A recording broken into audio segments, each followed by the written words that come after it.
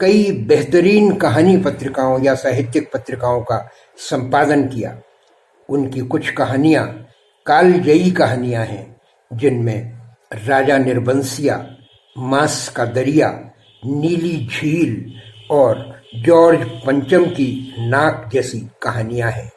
यही कमलेश्वर दूरदर्शन से भी जुड़े अतिरिक्त महानिदेशक के रूप में, और केवल निदेशक के रूप में नहीं बल्कि प्रोड्यूसर के रूप में भी उनका परिक्रमा कार्यक्रम बहुत ज़्यादा सफल हुआ। उन्होंने टीवी लेखन सीरियलों का भी किया। चंद्रकांता, दर्पण और एक कहानी जैसे सीरियल हमारे दर्शकों को दिए। जब कमलेश्वर मुंबई पहुंचे तो फिल्मी दुनिया से जुड़ गए एक पटकथाकार के रूप में, और शायद वे अकेले ऐसे पटकथाकार रहे जिन्होंने अन्य लोगों की कहानियों या उपन्यासों पर पटकथाएं तो लिखी ही, लेकिन साथ ही साथ उनकी अपनी अमर रचनाओं पर, अपने उपन्यासों पर भी फिल्में बनी। कोई भुला नहीं सकता गुलजार की उस मौसम फिल्म को जो उनके उपन्यास आगामी अतीत पर बनी। वो फिल्म आंधी, संजीव कुमार और सुचित्रा सेन की वो कहानी जो उनके उपन्यास काली आंधी पर बनी। एक सड़क 57 गलियां उनका उपन्यास जो फिल्म के रूप में बदनाम बस्ती के रूप में ढलकर आया। और इसी के साथ साथ कमलेश्वर जी ने कई पटकथाएं भी लिखी, जिनमें लोकप्रिय पटकथाओं में सारा आकाश, रजनीगंधा, मिस्टर नटवरलाल, सौतन, लैला, राम बलराम जैसी अनेकों असंख्य फिल्में हैं। लगभग 100 फिल्मों में उन्होंने पटकथा या संवाद लिखे। उनकी अपनी किताबों पर भी बनी फिल्में, उन्हें भी अगर हम जोड़ लें तो ये संख्या 100 से भी अधिक हो जाती है।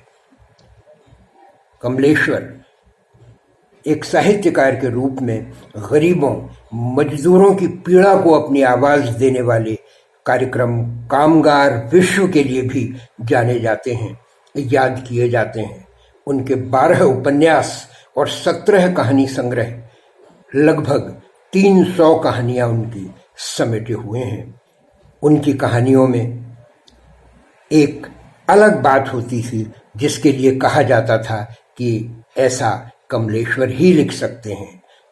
सही अर्थों में मौजूदा समाज को देखना और अपनी आवाज में, अपनी कलम की ताकत के साथ उनकी समस्याओं को मुखर होकर प्रस्तुत करना, ये कमलेश्वर की खासियत थी। लगभग 75 वर्ष का जीवन जीकर 2007 में कमलेश्वर इस दुनिया से चले गए, लेकिन उनका साहित्य हमारे बीच में है, उनकी फिल्में हमारे बीच में हैं। स्वयं भी कमलेश्वर जी से मिलने का अवसर कई बार मिला था मुंबई में, और मैं उनके दफ्तर भी जाया करता था और घर भी गया। मैंने स्वयं देखा था कि उनका एक बड़ा अनोखा, बड़ा अनूठा तरीका था पटकथाएं लिखने का। जहां वो बैठते थे उसके पीछे अलमारी में कुछ बॉक्स फाइलों में अलग अलग स्क्रिप्ट्स, अलग अलग कहानियां एक साथ रखी रहती थी। उनका दिमाग एक साथ कई कहानियों पर काम कर लेता था। जब जिस कहानी की आवश्यकता, जब जिस पटकथा की आवश्यकता शूटिंग शेड्यूल के हिसाब से जरूरी होती थी, वो बॉक्स फाइल निकालते और उसी पर काम करना शुरू कर देते थे। बर्निंग ट्रेन में तो उनके सेट पर भी एक बार जाने का अवसर मैंने स्वयं पाया। मैं उन दिनों को याद करता हूं कि कमलेश्वर किस तरह विशुद्ध साहित्य की दुनिया से आकर फिल्मी दुनिया के भी एक प्रखर नाम बन गए थे। उनके 12 उपन्यास और 17 कहानी संग्रह, लगभग 300 कहानियां उनकी समेटे हुए हैं। उन्होंने अपनी आत्मकथा भी लिखी 3 खंडों में। एक खंड था जो मैंने किया, यादों के चिराग और जलती हुई नदी। इसमें कमलेश्वर की अपनी खुद की जिंदगी उनकी कलम से उजागर हुई है।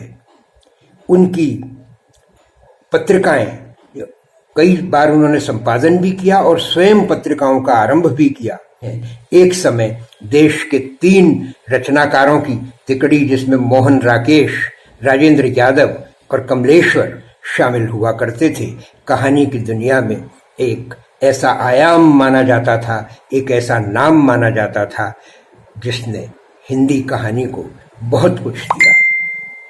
आज इस वीडियो में बस इतना ही।